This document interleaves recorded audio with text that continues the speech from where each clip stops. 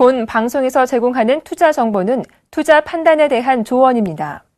방송에서 제공하는 주식의 가치, 가격 상승 및 가격 하락에 대해서는 방송사에서 보장하지 않습니다.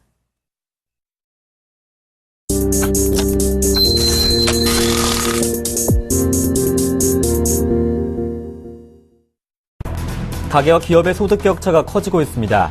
국가 전체 소득에서 가계에 돌아가는 몫은 점점 줄어들어 OECD 회원국 가운데 한국이 하위 수준입니다. 정부와 한국은행 등에 따르면 기업의 가처분 소득은 최근 5년간 80.4% 증가했습니다. 같은 기간에 가계의 가처분 소득은 26.5%, 매년 평균 5.3%씩 증가하는 데 그쳤습니다. 삼성전자나 현대차, LG전자 등 국내 10대 재벌그룹 상장사에 근무하는 직원은 모두 60만 명으로 전체 취업자의 2.5%에 달하는 것으로 나타났습니다. 특히 삼성전자에 다니는 직원은 10만 명에 육박해 고용인원 면에서도 국내 최대 기업임을 증명했고 뒤이어 현대차, LG전자 등 순으로 직원 수가 많았습니다. LG유플러스가 단독 영업을 하는 마지막 주말을 맞아 휴대전화 보조금을 살포해 논란이 일고 있습니다. 특히 출고가를 인하한다고 밝힌 펜텍 기종을 대폭 할인 판매해 출고가 인하 취지가 펜텍 살리기보다는 편법 보조금이 아니냐는 지적이 업계에서 일고 있습니다. 안녕하세요. 하트의 양동석입니다. 코스피 지수는 오랜만에 돌아온 기관의 매수 속에 2000선 안착에 성공하나 싶었는데 오늘장에선 다시 하락세로 돌아섰습니다. 1999와 2000을 오가면서 등락을 거듭하고 있는데요. 코스닥도 상승세가 이어지다가 현재는 하락세 보여주면서 하지만 장중에는 연중 최고점을 다시 한번 경신하기도 했습니다. 이번 주는 우리나라 1분기 GDP 성장률 발표와 또 현대차, SK하이닉스, 삼성엔지니어링 등 건설주와 금융주들의 실적 발표가 있습니다. 이들 실적 발표가 국내 증시 상승장에 탄력을 줄 수 있을지 관심이 커지고 있는 상황입니다. 월요일 선상클럽 함께 하실 수 있는데요. 아래 무료 문자로 매수하고 싶으신 종목명만 보내주신다면 두 멘토가 친절한 바닥팁을 드리겠습니다. 계속해서 시장의 핵 코너가 이어집니다.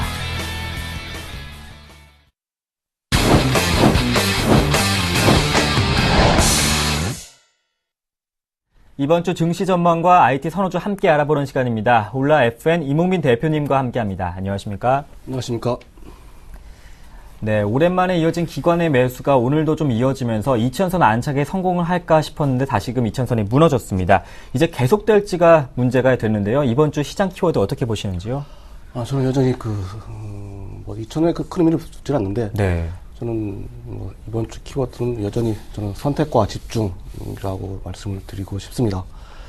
큰 틀에서 봤을 때는 네. 저는 작년도하고 똑같다고 보거든요. 저점을 1850, 고점을 2150. 길게 봤을 때는 한 300포인트를 가지고서 등락을 거듭할 수 없고 2000원 숫자를 안착하려면은 큰 틀의 변화가 있어야 되는데, 네. 제가 봐서는 우리나라 경제 성장률이 좀 더 4%대로 진입한다든지, 혹은 그러면은 주도주에서 전차 업종이 확연하게 나간다든지, 혹은 이게 주가상 우리나라 업체들 보면 배당이나 이런 레이팅이 되는 국면이 필요한데, 지금 상황에서 그런 조짐들이 나타나는 건 아닌 것 같아요. 레이팅 조짐은 좀 있어 보이나, 네. 아직 확인하지 않다 싶어서 저는 2000선의 의미를 두지 말고 선택과 집중을 계속해야 된다라고 보고 있고요. 요새 보시면 원화 강세라든지 구조조정이 요새 여러 군데에서 발생하고 있고, 그 다음에 전차 중에서는 눈여겨봤는데, 그 중에서도 제가 봐서는 IT 쪽이 훨씬 더 나은 거 아니냐 생각을 가지고 있습니다. 특히 이제 코스닥은 신고가를 하고 있는데, 제가 봤을 때는 일부에서는 좀 과열된 테마주의가 있고요. 특히 사물 인터넷이라고 이제 그런 것 같고, 그런데 이제 삼성전자 IT 쪽이 좋아지면서 장비라든지 부품주에서는 또 제가 보니까 너무 싸요. 그런 종목들은 시장은 제가 봐서는 매수를 해야 된다고 보고 있고, 그 다음에 이제 시장 흐름과 무관하게 저 PBR주도 올해 내내 계속 각광을 받을 것이다 판단하고 있습니다. 네.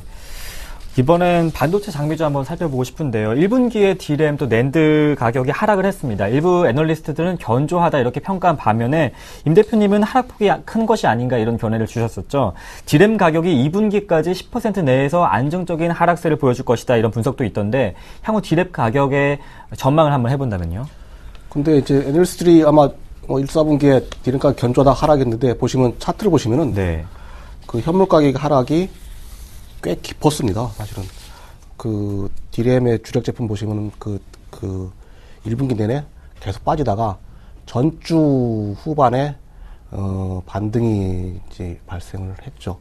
근데 이제 수급 측면에 봤을 때는 윈도우 XP가 종료되면서 네. 기업용 수요가 PC가 유발되고 있고, 그 다음에 갤럭시 S5가 잘 나가면서 그 기대감 때문에 모바일 D램 수요가 강할 것이다. 그 다음에 중국의 스마트폰에서 4G로 이제 새로운 신제품도 나오면서 출시되면서 이런 수요 측면에서 금전적인 변화가 기대하면서 현물 가격이 반등을 했고요. 공급 측면에서는 지금 누구도 투자를 이렇게 과하게 하지 않는 이런 것 때문에 반등을 했는데, 저는 일종의 단순한 반등이라고 보고 싶습니다. 왜냐하면은 사실은 모바일 쪽 D램에서는 아시다시피 PC에서는 여러분들 속된 말로 뻑이 많이 나는데 그 스마트폰에서 뻑 나는 거 봤습니까? 그렇진 않죠. 왜냐하면은 특히 메모리가 그렇게 차지하는 포션은 작아요. 네. 근데 삼성전자 갤럭시 S5가 2GB를 집어넣는데 원래 3GB를 집어넣으려고 했는데 2GB 얘기는 결국 원가 싸움이거든요. 그러면 그게 총 원가에 차지하는 비중이 6%입니다. 엄청납니다. 네. 그러면 3GB를 집어넣으면 9%인데 그럼 누가 그걸 채용하려고 하겠습니까? 지금 가격이 다운. 그렇다 보면 모바일 쪽에서는 그렇게까지 메모리가 물론 꾸준히 나가지만은 거기서 뭐 그 가격이 떨어진 다음에야 네. 채용이 되겠지만은 이 상태에서 굳이 그 모바일 D램을 많이 집어넣을 필요가 있느냐 그런 생각이 들거든요.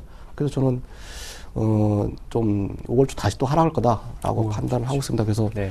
과잉 기대를 하지 마시라고 말씀드리고 싶고, 또 하나 그렇다면은 지금 스마트폰에서 그 AP가 그 32비트 프로세서거든요. 네. 그러면 이게 64비트로 간다. 그러면은 그때는 아마도 D램 수요가 엄청나게 증가가 될 거로 보여집니다.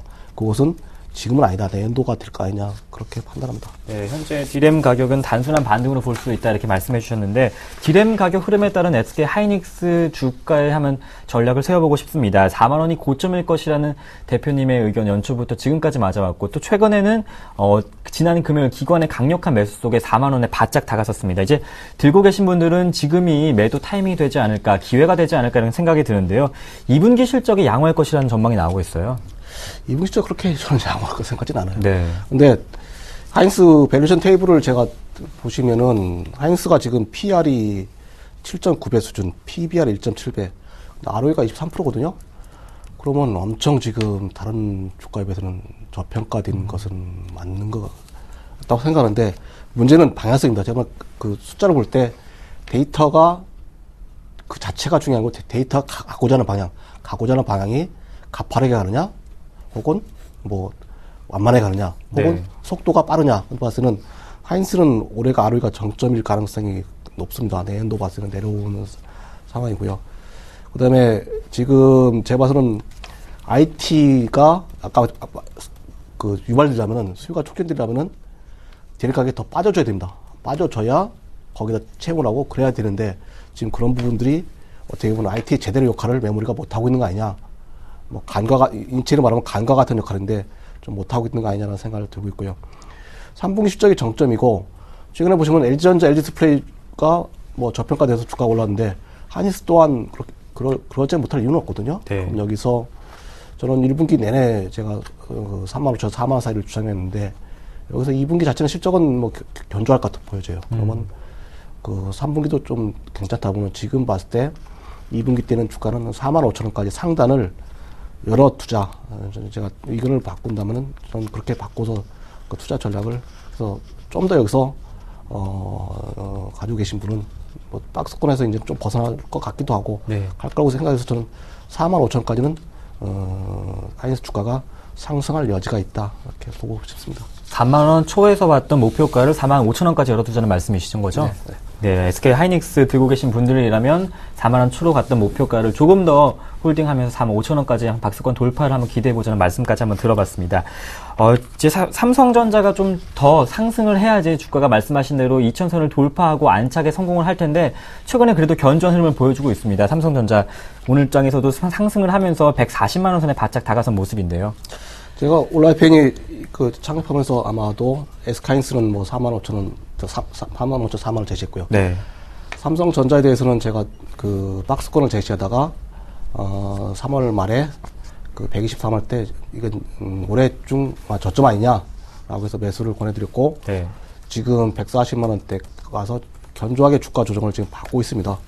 근데 삼성전자를 보실 때 과거에는 그 뭐 디램이다 혹은 뭐 아니면 뭐 LC다 이렇게 했는데 저는 삼성전자는 간단하게 얘기해서 세트 회사입니다. 왜냐하면은 분기 영업이 뭐 8조에서 차지하는 거기서 60% 이상이 세트 회사 나기 때문에 뭐 세트 회사라고 보고 저는 뭐 삼성전자 볼 때는 그냥 세트면을 보자. 그러면 뭐가 보이냐면은 삼성의 주가 주기가 보입니다. 과거에는 디램의 올림픽 4년 주기였고 2000년 들어와서는 2년 주기. 그 다음에 스마트폰이 나오면서 5년 상승했고 5년 상승한 다음에 저는 3년 조정을 받을 거라고 보는데 지금 1년 반이 지나고 있습니다.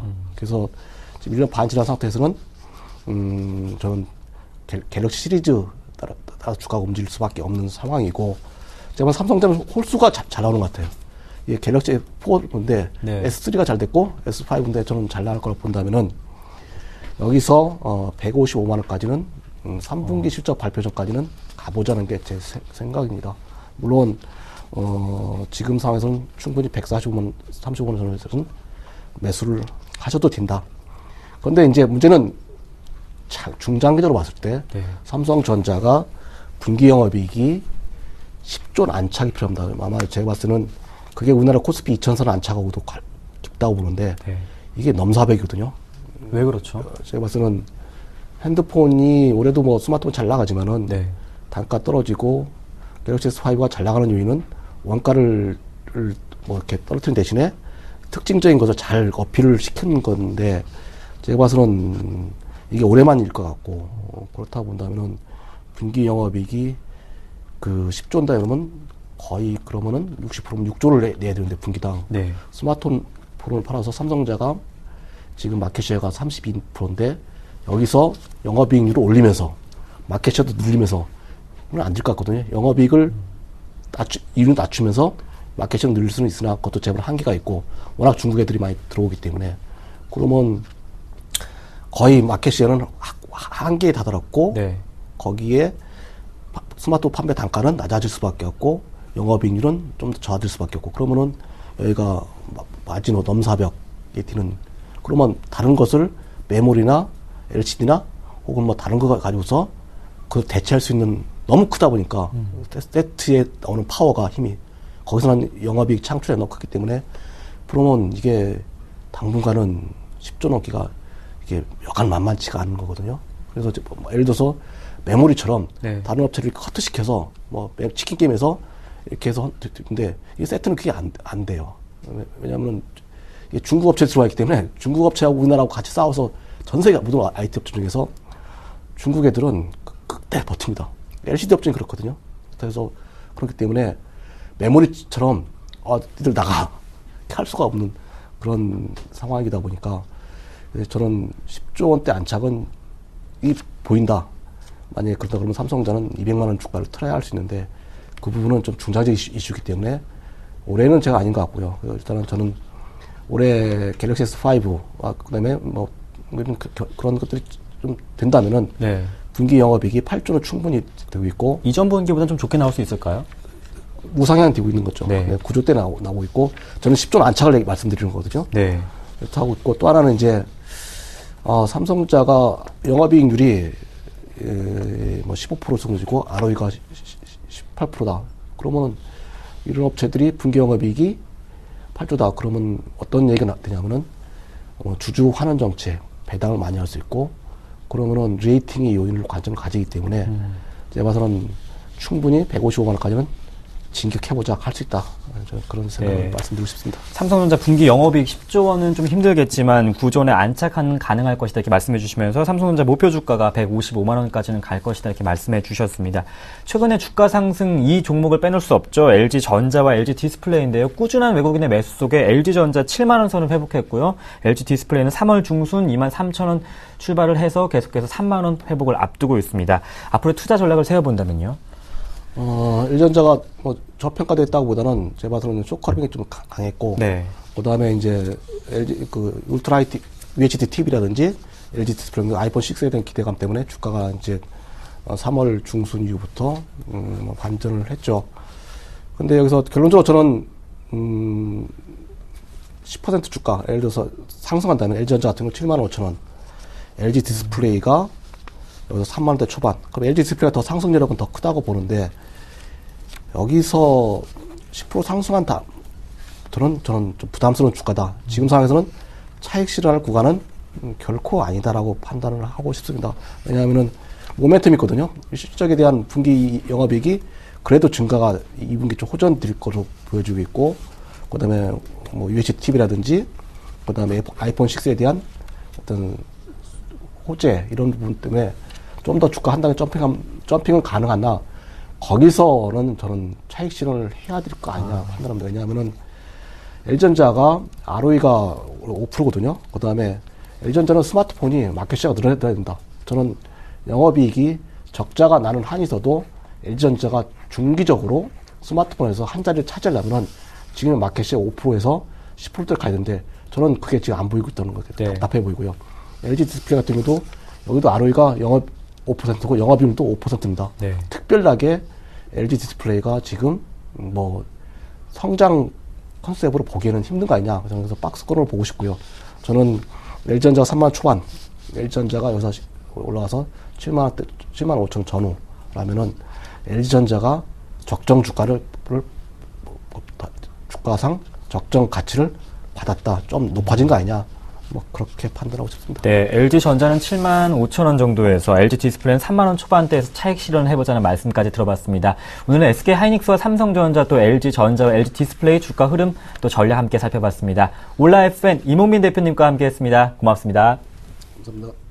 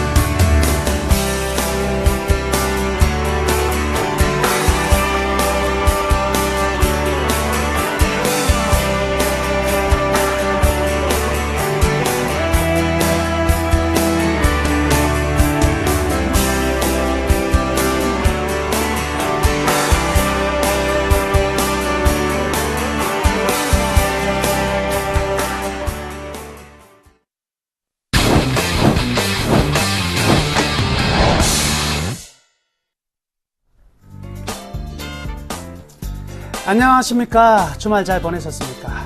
자, 오늘 나무의 Y 시간은요, 오늘 한 주간에 대한 전망을 가지고 나왔습니다. 또한 투자 전략까지 이번 한 주 어떻게 우리가 투자를 할 것인가에 대한 이야기를 좀 풀어나가도록 하겠습니다.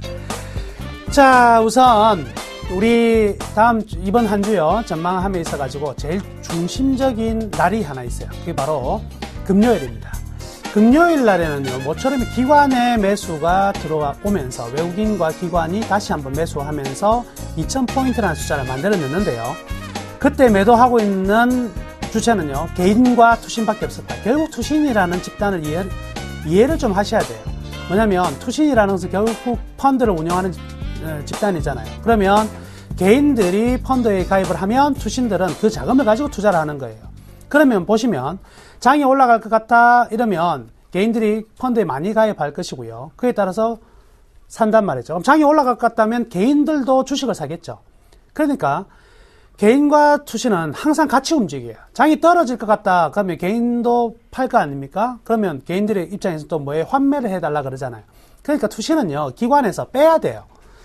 여러분들이 기관에서 기관의 하나의 뭉텅거리로 생각하시면 안 되고요. 분리를 해서 개인과 투신을 같이 묶어두고, 그리고 연기금 따로 분리해두고, 그 다음 하나가 증권사를 표현 안 되고 요즘에 금융투자업 이렇게 표시가 되는데요. 금융투자업이 증권사인데, 증권사의 흐름들은요, 잘 체크할 필요가 있습니다. 그런데 금요일 날 같은 경우는 외국인들이 3월 26일 이후로 계속 강력한 선현물 매수를 지속하고 있는 상황인데요. 선물에서 다시 매수로 강하게 들어왔다는 것은 의미가 있다. 2,000포인트를 뚫어내는 과정 속에서도 분명히 선물의 3월 26일부터 산 매수 금액하고요, 현물의 금액이 약 1조 정도의 차이가 있어요. 그렇기 때문에 현물에서 1조 정도의 선물에 대응하는 매수가 들어올 수 있는 분명히 자리가 있음에도 불구하고 선물까지 같이 들어왔다는 것은요, 굉장히 의미 있는 2000포인트에 돌파했다. 그리고 누가 가세를 했냐면 바로 증권사가 가세를 했다. 증권사의 투자 자금은요, 누구의 자금일까요? 개인 투자자 여러분들의 자금이 아닙니다. 증권사가 보유하고 있는 자산이거든요. 그러니까 증권사의 매매 전략과 그리고 투신권의 매매 전략은 완전히 다르다는 거. 그래서 증권사의 매수가 들어왔다는 점은 굉장히 관찰 포인트가 될 수밖에 없다. 이렇게 말씀해 드릴게요. 자, 또한 이제 사모펀드까지도요, 지난주에 순매수가 들어왔는데요.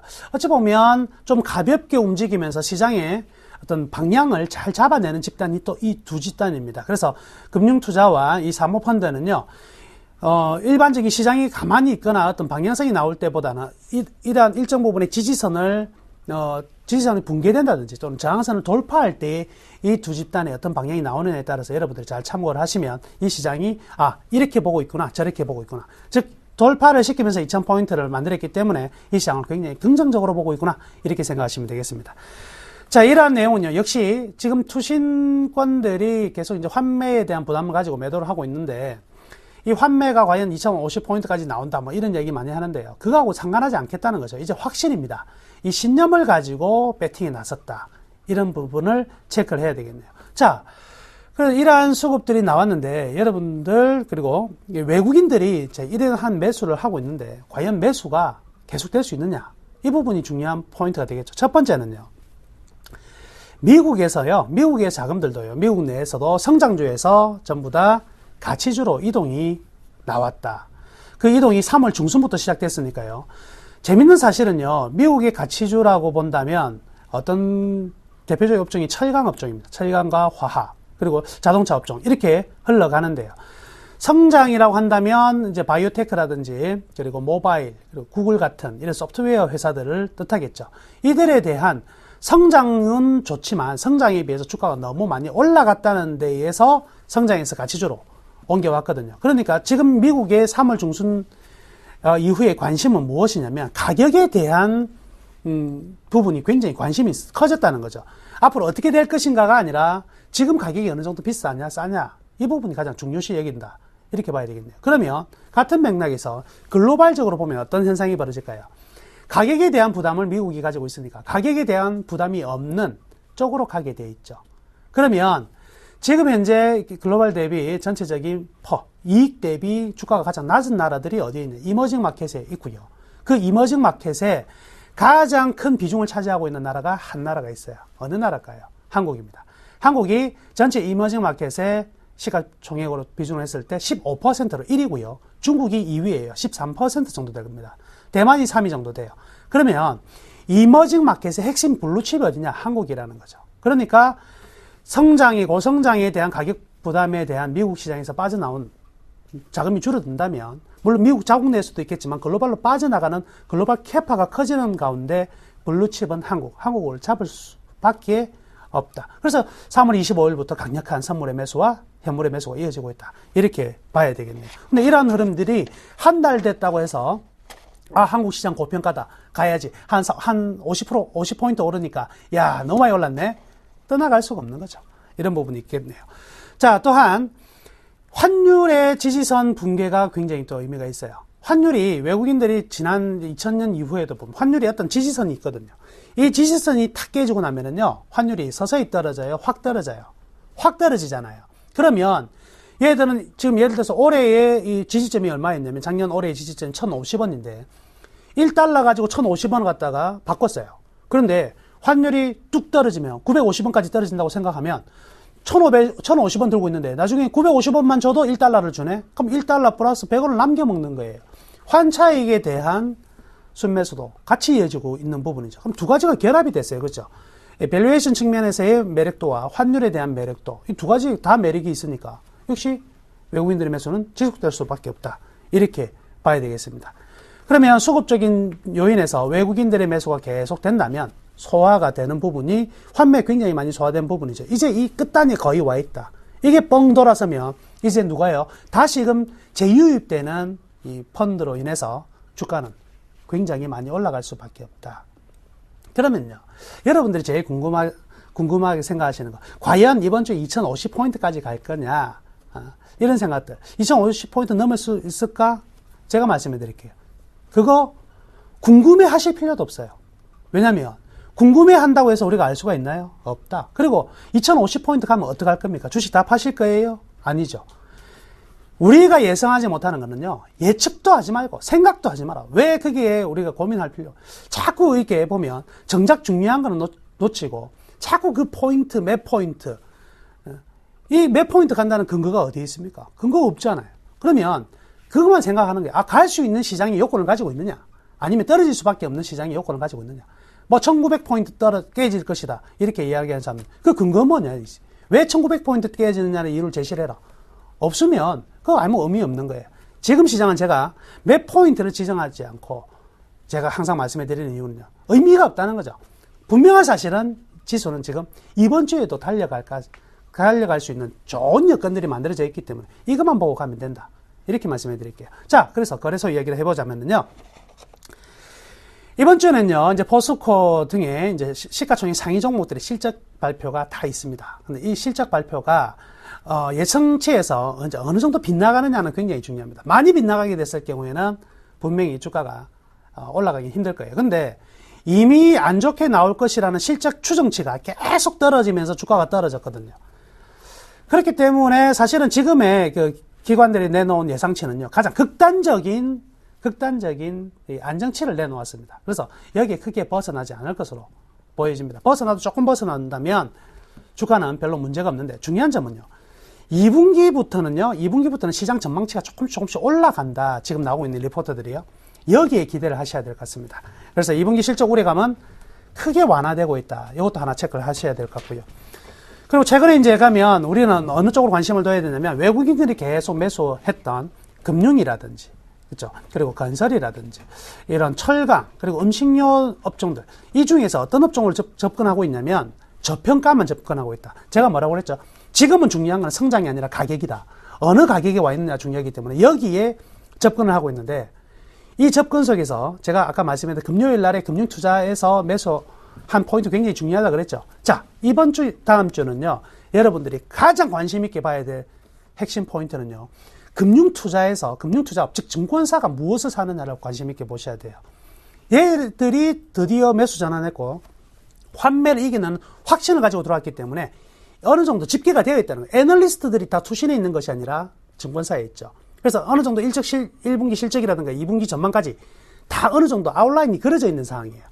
금융투자의 매수를 반드시 눈여겨보셔야 됩니다.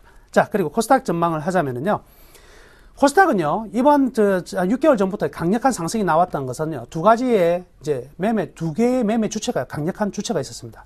외국인과 기관이었죠.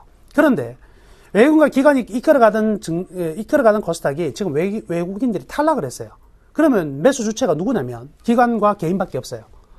자, 이전에 외국인과 기관이 같이 있을 때는 어느 외국인이 팔더라도 기관이 사고, 기관이 팔더라도 외국인이 살 수 있는 여력 때문에 변동성이 크지 않을 수가 있지만, 지금은 외국인이 떠나가고 있는 상황이니까 기관이 매도가 나오면 받을 수 있는 사람이 개인밖에 없죠. 근데 기관은요, 기관의 매매 전략에서는 어떤 게 있냐면 타기관 모방법이 가장 많습니다. 즉, 이쪽 기관이 팔면 따라서 기관들이 다 팔아요. 그래서 연쇄적으로 떨어지는 거고, 또 뭐냐면 기관은 높은 가격에 팔고 낮은 가격에 사는 건 의미가 없어요. 이것을 가지고 있느냐 없느냐의 문제거든요. 그렇기 때문에 떨어지게 되면 순간적으로 급락이 나타날 가능성이 있다. 이것도 꼭 생각을 하셔야 됩니다. 분명히 밸류에이션 상에서 문제가 되는데, 셀트리온 같은 경우에는 도저히 이해할 수 없는 회계들이 나오고 있는 상황이고, 서울반도체 같은 경우에는요, 지금 거의 사상 신고가 근처까지 갔다가 밀렸죠. 여러분들 재무제표 한번 보십시오. 3분기 연속으로요, 매출액 정체고요, 영업이익은요 최고점에 반밖에 되지 않아요. 그런데 주가는 신고가가 나와 있다. 이 밸류에이션보다는 분명히 어떻게 할 거냐, 이런 부분은 분명히 문제점이 있다. 이렇게 봐야 되겠네요. 자, 중요한 것은요, 그러면 지금 밸류에이션 문제가 되어 있으니까 당장 팔아버릴까? 아니라는 거죠. 왜 그러냐면 미리 이 몇 포인트까지 갈 건지는 우린 몰라요. 다만 우리는 확신이 뭐냐면 떨어지는 타이밍에서는 팔아야 되는데, 그 떨어지는 타이밍을 몇 포인트에 떨어진다, 이렇게 예상할 것이 아니라, 예상은 의미가 없고요, 기관의 수급이 이제 깨지면 그때부터는 떨어집니다. 왜냐하면 수급적인 분기가 나타나면서 밸류에이션 부담이 분명히 생길 것이기 때문에. 코스닥 투자하시는 분들은요, 이거 하나만 보시면 되겠네요. 기관이 언제부터 매도를 할까? 매도가 강화되는가를 보시고 그때 확인한 다음에 같이 매도하시면 되겠습니다. 거래소에서는요, 증권회사가 무엇을 사는지에 관심을 두시고 코스닥에는 기관이 매도하는지 이 두 가지만 이번 한 주는 가장 집중적으로 보시면 되겠습니다. 감사합니다. 오후에 다시 특징주 가지고 찾아뵙겠습니다.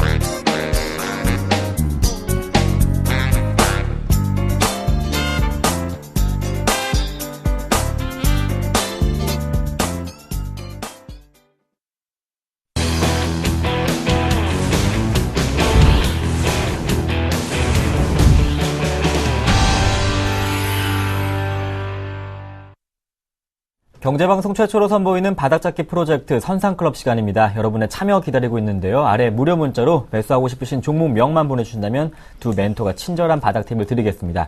두 멘토님들 소개해드리겠습니다. 이상로, 김선윤 멘토님과 함께합니다. 두 분 안녕하십니까? 반갑습니다. 반갑습니다.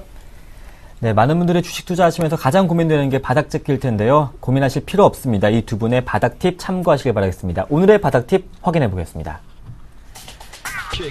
바닥잡기 프로젝트 코멘터리입니다. 김선우 멘토님은 좀 더 확인이 필요하다 말씀해 주시고 이상로 멘토님은 비중 확대 시점이다. 이렇게 다른 의견 말씀해 주시네요. 관심보단 관망이다 이런 말씀 많이 해주셨는데 조금 더 기다려야 한다고요. 네. 오늘 외인들이요. 네. 아침부터 조금 들어온다 싶더니만 다시 매도세로 확 돌려버립니다. 그리고 기관이요. 그리고 외인들은 오히려 매수를 조금 강화하는 모습인데 포인트 자체 찾기가 굉장히 애매한 시점입니다. 지금이 어떤 시점이냐면요. 1분기 그 실적주 위주로 해서 어닝 시즌 기대가 되면서 주가가 반등을 주려는 그런 시도가 나타나고 있는 그런 이제 포인트를 잡히는데, 실질적으로 오늘 시장에서 살펴보자면 실적 기대감이 있는 종목들 보자면 역시나 그 민감 중심으로 상승은 나와주지만 확실하게 큰 폭의 반등은 못 나와주고 있고 오히려 하락 추세가 깊습니다. 대부분의 종목이 빠지고 있거든요. 이게 지금 기관들이 매도를 강하게 했기 때문인데, 이게 중요한 포인트는 이건 것 같아요. 정말 실적이 좋은 종목들은 4분기 아무리 4분기 때 어닝 쇼크였다가 1분기 때 실적 개선상이 나온다고 하지만 어찌됐던 실적은 좋지 않을 수 있는 종목들이 많단 말입니다. 그러면 당연히 그 영향으로 주가가 빠지는 거지, 포인트는 이번 실적 발표 이후부터 해서, 그러니까 실적 발표를 한 종목, 굉장히 안 좋건 간에 한 종목들이 오히려 상승을 가지고 올 겁니다. 그러면 확실하게 지금은 매수보다는 실적 발표가 끝난 그 종목들 위주로 해서 관심을 가지시는 게 낫지 않을까. 그래서 당장의 매수보다는 관망이 좀 필요하지 않을까 해서 좀 말씀을 드려보겠습니다. 네, 좀 실적을 확인해보자고 가자 이렇게 말씀해 주셨는데, 이상로 멘토님은 반대로 비중 확대 시점이다 이렇게 말씀해 주시네요. 네, 종목군별로 봐야 되는 예. 그런 시장의 분위기입니다. 현재 대형주 같은 경우 지수 관련주, 그리고 인덱스나 아니면 ETF 매매를 하시는 분들은 지금 상당히 조심하셔야 되는 구간입니다. 사실상 돌파를 앞두고 있는 마당에 현재 같은 경우에는 외국인의 비중이 조금씩 늘어나면서 어느 정도는 하단 자체를 굳건히 다져주겠다. 거기에 대해서 한 번의 시세 폭등을 좀 더 노리면서 개인 투자자들을 따라잡지 못하게 하겠다라는 심리가 내포되어 있다라는 부분을 먼저 이해를 하시고요. 종목군마다 어느 정도 특징적인 부분이 좀 나타나고 있는 과정이겠죠. 그만큼 현재 같은 경우에는 평균적인 상승률 이상으로 가는 종목군들, 바로 신고가를 내는 종목군들은 추가적인 상승 기조가 좀 더 나타날 확률이 상당히 높습니다. 거기에 반해서 하단에 있는 종목군들은 실적적인 부분이라든지 아니면 수급적인 부분 자체가 꼬여있는 종목군들이기 때문에 큰 상승은 조금 어렵다는 거죠. 그만큼 지수의 발목을 잡는 것은 하단에 있는 종목들이라고 생각을 하시고요. 지금 꾸준히 올라오고 있는 종목군들은 계속적으로 눈여겨보시고 그리고 비중 확대를 좀 더 하셔야 되는 시점이라는 거 다시 한 번 더 꼭 기억을 하시길 바라겠습니다. 네, 김선율 멘토님은 실적 확인 후에 대응해보자는 말씀, 이상로 멘토님은 올라가는 종목군별로 비중을 확대해보자 이렇게 말씀해 주셨습니다. 계속해서 여러분의 문자 참여 기다리고 있겠습니다. 아래 무료 문자로 매수하고 싶으신 종목명을 보내주시면 이 두 분이 수급과 차트를 분석해서 바닥 팁을 드리겠습니다. 첫 번째 시청자 의뢰인이 온 것 같습니다. 확인해 보겠습니다. 먼저 첫 번째 문자입니다. 롯데케미칼 매수해도 될까요? 문의가 들어왔습니다. 두 분의 의견 확인해 보겠습니다. 김선율 멘토님은 괜찮다 하시면서 모아보자는 의견을 주셨고, 이상로 멘토님은 좀 부정적인 의견입니다. 실적 확인 후에 대응해보자 하시네요. 지금은 또 모아갈 시점이라고 말씀해 주시는 건가요? 네, 그렇습니다. 제가 이 말씀을 정말 여러 번 드리는 것 같아요. 민감주들 보셔야 되는데 화학주, 철강주, 조선주들 조정이 올 때마다 매수를 해야 된다. 계속 말씀을 드립니다.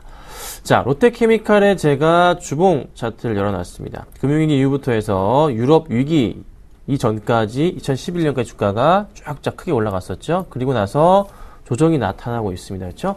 자, 조정 포인트를 잡아볼게요. 자, 먼저 고점 포인트, 죄송합니다. 고점 포인트를 잡아보겠습니다. 고점 포인트죠. 고점 포인트고요. 고점 포인트입니다. 그렇죠? 자, 이 포인트를 라인을 따라서 완성을 시켜보면은 이런 그림이 나옵니다. 그렇죠? 자, 그리고 나서 항상 말씀드리지만은 떨어질 때는 위에서 잡고요. 평행하게 만들어 보자면 이 정도 라인에 대한 부분이 그래도 바닥에 대한 인식 자체가 잡히는 구간이 성립이 됩니다. 그렇죠? 자, 그리고 나서 이제 여기서 포인트에서 뚫고 올라갑니다. 뚫고 올라갔어요. 새로운 그림을 이제 그리는 타이밍입니다. 자, 그러면 여기가 지금 1차 고점이 되는 거고요. 두 번째 고점은 모르겠지만 바닥 라인에 대한 부분이 이렇게 잡혀주고 있기 때문에 지금 현재 구간 자체는 바닥에 대한 인식일 가능성이 굉장히 높다는 거죠. 다시 여기서 평행하게 주가 하나 선 그어보고 반등이 가져온다면 다음 라인은 어떻게 될까요? 자, 이런 그래프가 나올 겁니다. 나올 가능성이 높다는 거죠. 여기서 올라갔다가 쉬었다가 다시 올라가는 포인트. 이런 그림이 나옵니다. 문제는 뭐냐면요. 항상 그 시청자분들이 생각하시는 거, 개인 투자자분들이 생각하시는 게 갑자기 이렇게 주가가 급등하는 거 아니냐, 그럴 일은 절대 없습니다. 절대 없고요. 주가는 계속적으로 천천히 이런 식으로 주가가 움직이는 겁니다. 빠졌다 올라갈 수도 있고요. 어찌됐든 간에 주가는 이 라인까지는 올라간단 말이죠. 요 위에 라인까지는. 그러면 지금 시점 어떤 시점? 매수해야겠죠. 저는 강력하게 매수를 주장하고 싶습니다. 롯데케미칼은요, 매수해도 되는 구간. 물려 계신 분들은 정리하지 마시고 25만 원 물려 계신 분들도 매수가까지 올 겁니다. 걱정하지 마시고 홀딩하시고 가져가시고 매수 괜찮다 의견 드리겠습니다. 네, 롯데케미칼 완만한 반등 구간에 놓여있다 매수해보자는 의견이신데, 반대로 이상로 멘토님은 좀 실적을 확인해보고 가시자 말씀해 주셨어요. 화학주 실적이 좀 부진할까요? 네, 아무리 기저 효과가 있다고 하더라도 일단은 실적적인 분위기를 나타낼 수 없는 구간이라는 것을 한 번 더 말씀을 드리고 싶습니다. 차트로만 해석하기에는 단기적인 반등 양상밖에 나오지 않기 때문에 롯데케미칼을 문의하신 분 같은 경우에는 좀 더 장기적인 관점으로 보시고 말씀을 하셨다고 좀 생각을 했고요. 그래서 조금은 X 의견을 드렸고 차트 한번 같이 보겠습니다. 같이 보시면 두 가지의 중요한 저항 구간과 지지 구간이 보이겠죠. 자, 일봉상으로 한 번 더 확인해 보시면요. 하단 자체, 이 부분 자체가 바로 하단 밴드입니다. 하단 밴드고요. 이 가격대, 지금 20만원대가 중간 밴드적인 역할을 하고 있는데, 이 중간 밴드적인 역할을 하는 곳 자체에서 아직까지 저항 구간이 상당 부분 놓여 있다는 거죠. 거기에 대해서 240선 아래에 위치하고 있고 480선과 240선이 역별 상황입니다. 2년간의 평균 주가가 1년간의 평균 주가보다도 더욱더 높았구나. 그만큼 매집을 했을 확률이 상당히 낮은 차트다라고 해석을 할 수 있겠고, 시세가 나오더라도 단기적으로는 올라갈 수 있겠지만 우리가 흔히 하는 메이저급의 시세가 계속적으로 연속성을 띠고 분출되기에는 아직까지 기간이 너무 짧다라고 보는 게 바로 저의 시각입니다. 그래서 좀 더 장기적으로 들어가실 분들 같은 경우에는 현재보다는 한 번 더 실적을 확인하시고 난 다음에 사시는 게 좀 더 유리한 입장이 아닐까, 그렇게 말씀을 드리면서 오늘은 X 의견 드리겠습니다. 네, 두 분 다 장기적으로 봤을 때는 상승한다는 의견이십니다. 두 분의 의견 잘 참고하셔서 성공 투자하시길 바라겠습니다. 계속해서 다음 시청자 의뢰인 만나보겠습니다. 다음 문자는요. 메디포스트 1475번님께서 매수해도 될까요? 문의가 들어왔습니다. 두 분의 의견 확인해보면 이번엔 같습니다. 김선우 멘토님은 전고점을 바라보며 대응해보자 말씀해주시고 이상호 멘토님 단기 매매 영역으로 접근이 가능하다 이렇게 말씀해주시네요. 전고점까지만 이게 갈 것 같다고요? 네. 전고점이 지금 8만 원 정도예요. 8만 원 정도만 보자라는 의견을 드리고 싶은데 메디포스트 잘 아시겠지만요. 주가 굉장히 많이 올랐습니다. 2011년도에 주가가요. 4배 이상 오른 다음에 지금 4배가 뭡니까? 더 많이 올랐었죠? 그만큼 오른 다음에 약간 지금 이제 쉬어가면서 한 2년 동안 계속적으로 내려가다가 이제 방향이 조금 바뀐 그런 흐름인데요. 굉장히 지금 천천히 내려왔고요. 2012년부터 해서 2010년 중반부터 천천히 내려왔고 다시 천천히 올라가는 수준입니다. 보자면요. 굉장히 아까 말씀드린 대로 이렇게 천천히 내려오다가 그쵸? 그리고 천천히 내려왔죠? 다시 어떻게 갑니까? 천천히 올라가고 있는 그런 이제 그림을 좀 그려주고 있습니다. 그러면요. 제가 보는 그 포인트 자체는 주가 흐름에서 봤을 때 많이 밀렸던 부분 요 고점 라인이잖아요. 보시면 아시겠지만 크게 볼까요? 참 재밌게도 이 라인을 거의 맞아 떨어집니다. 고점 포인트죠. 바닥, 고점, 바닥 고점에서 이제 새로운 그래프가 바뀌면서 주가가 바뀌었어요. 그렇죠? 바뀌었으니까 어떻게 되겠습니까? 여기서 바닥 포인트 잡고 올라가고 다시 여기서 어떻게 한다고요? 평행하게 그림 하나 만들고 올려놓는다. 요런 식의 그림. 그래서 제가 여기서 말씀드린 포인트 전고점까지만 보자 라는 말씀을 드리는 건데 왜 이런 말씀 또 드릴 수 있냐면요. 방금 살펴보니까 수급적인 부분이 다시 들어옵니다. 괜찮단 말이죠. 투신권, 보험, 금융투자권 대부분의 기관들이 많은 물량을 매수를 해주고 있어요. 개인들의 물량을 빼먹고 있기 때문에 주가 흐름 자체가 그래도 이 갭은 당장 급등이 아닙니다. 제발 오해하지 마시고요. 천천히 가는 겁니다. 천천히 가는 거예요. 한 달, 두 달, 세 달이 걸릴 수도 있습니다. 아셨죠? 주식은 그렇게 빨리 가지 않습니다. 그러니까 기다려보시면요. 분명히 갈 수 있기 때문에 충분하게 매수 가능하지 않을까라고 말씀드리겠습니다. 네, 김선희 멘토님은 천천히 갈 것이다 이렇게 말씀해 주셨기 때문에 이상로 멘토님도 단기 트레이딩을 해보자는 말씀이신가요? 네, 저는 조금 더 빠르게 갈 것 같습니다. 더 빨리요? 예. 네.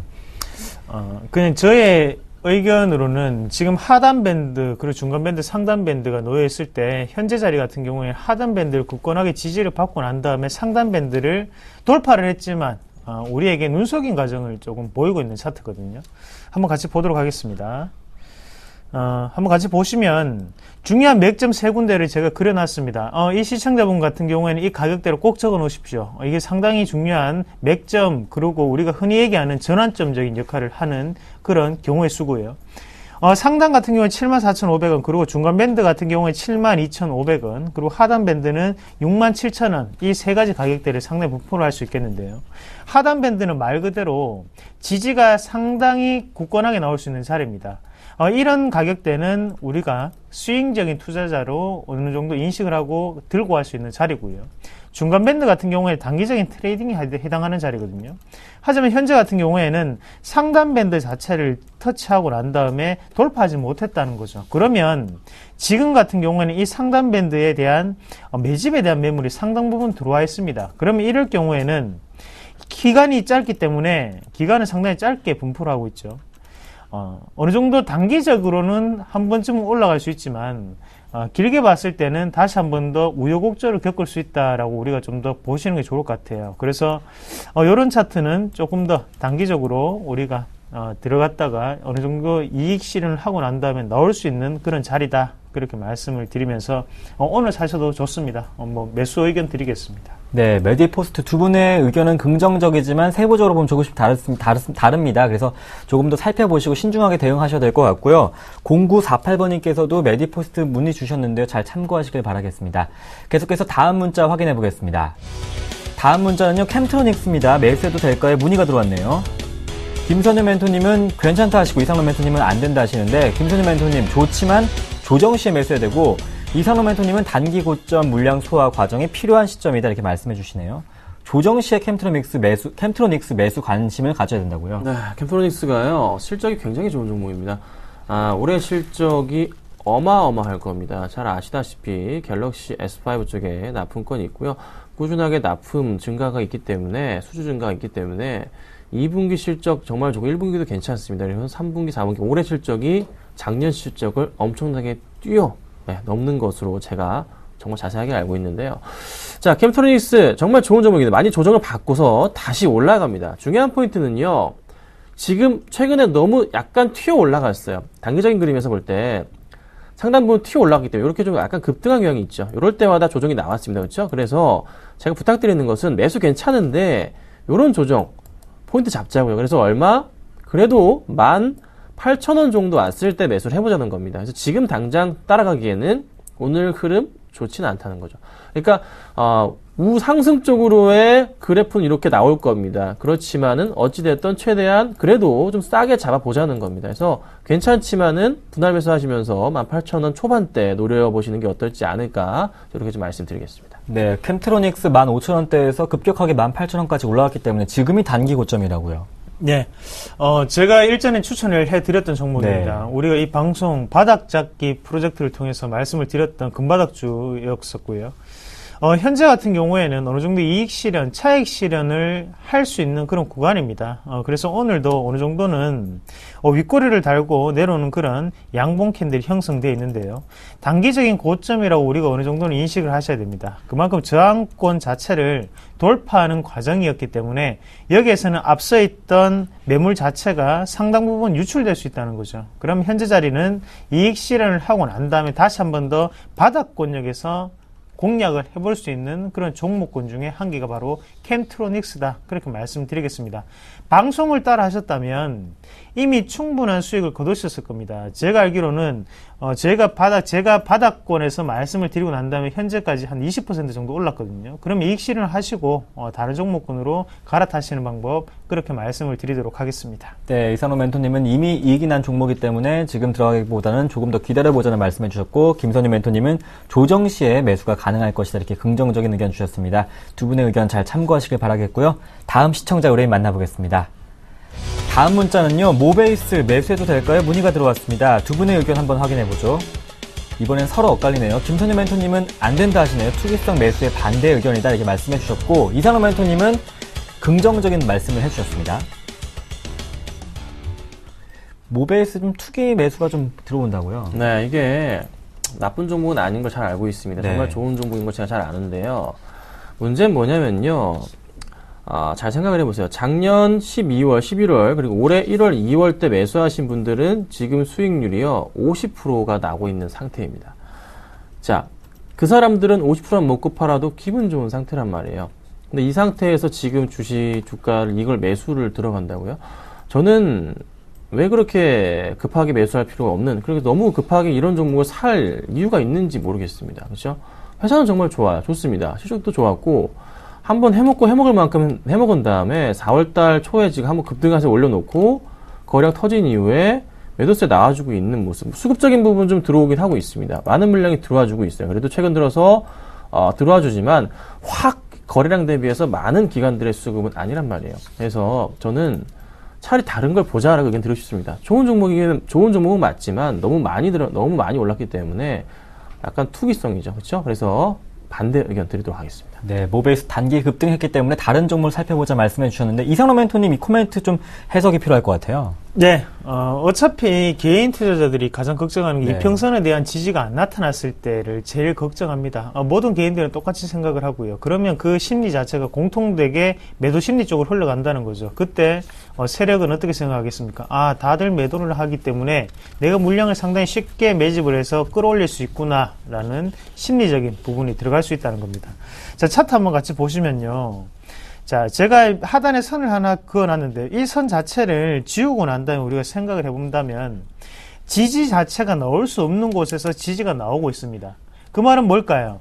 개인 투자자들이 살 수 없는 위치에서 누군가는 밑에서 잡아주고 있다는 거거든요. 그러면 이 말인즉슨 앞서 있던 물량 자체가 어느 정도는 메이저급의 물량이었고 거기에서 한 번 더 이익 실현을 하면서 다시 한 번 더 중간 자리를 잡아주는 역할을 한다. 그렇게 좀 더 보시는 게 좋을 것 같아요. 이미 지지는 한번 나왔습니다. 제가 볼 때는 이 13,500원 자리가 맥점입니다. 그래서 단기적인 트레이딩도 좋고요. 장기적인 트레이딩도 상당히 유용한 자리가 될 수 있다. 그렇게 말씀드리면서 오늘 사십시오. 저는 괜찮은 자리라 생각합니다. 네, 모베이스까지 두 분의 엇갈린 의견 한번 확인해봤습니다. 잘 참고하시길 바랄게요. 두 분 보내드릴 시간입니다. 샘플러스 김선윤, 이상로 멘토님과 함께했습니다. 고맙습니다. 오늘장 금바닥주 확인해 보겠습니다. 김선윤 멘토님은 제일기획을, 이상로 멘토님은 파라다이스를 말씀해 주셨습니다. 두 분의 포트폴리오 확인해 보죠. 김선윤 멘토님 무화, 원익 IPS가 12%가 넘습니다. 지난 금요일 급등했었죠. 상한가 가까이 갔던 종목이고요. 일진전기가 9% 가까운 높은 수익률을 내주고 있습니다. SM도 2.5% 수익권에 놓여있네요. 다음으로 이상로 멘토님의 포트폴리오입니다. 동선은 2.5% 수익을 내주고 있고요. 빅솔론도 1.7% 수익을 내주고 있습니다. 지난 금요일에 솔로에타를 수익 실현하셨다죠. 공개방송에서 공개하셨는데요. 이 종목에 대한 포트폴리오 또 AS에 대한 궁금증은 잠시 후 이어지는 11시 무료 방송에서 확인하실 수 있습니다.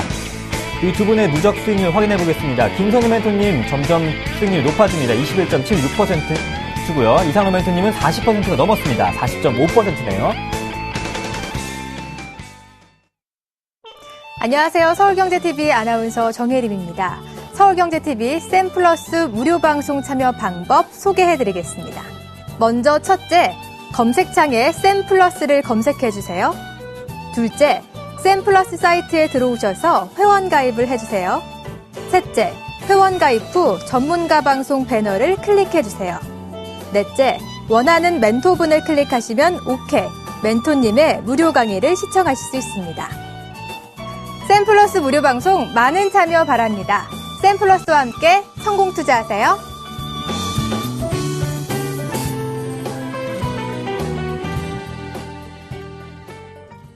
4월 21일 핫텐이었습니다. 시청해주신 여러분 고맙습니다.